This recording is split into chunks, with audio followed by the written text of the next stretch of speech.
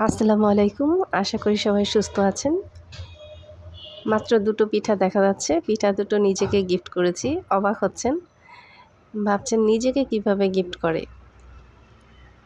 মানুষ আপনাকে দিবে বা আপনার জন্য করবে এরকম চিন্তাভাবনা নিয়ে থাকার কিছু নেই। আপনার নিজের সন্তুষ্টির জন্য নিজেকে গিফট করতে হবে। নিজেকে গিফট করলে নিজের মন ভালো থাকবে। হতে পারে আপনি একটা সুন্দর একটা কিছু আপনার জন্য কিনলেন, আপনার মনটা ভালো হয়ে গেল। অথবা কোনো খাবার খেতে ইচ্ছে করলো, আপনি খেলেন। আপনার আত্মতৃপ্তি হলো। নিজেকে দেওয়ার জন্য কখনো অন্য মানুষের জন্য অপেক্ষা করবেন না। অন্য মানুষ দিবে তারপর আপনি খুশি হবেন, এই আশা কখনোই করবেন না। আমাকে আসলে গিফট করার মতো ওরকম কেউ নেই, এইজন্য আমার কোনো আফসোসও নেই।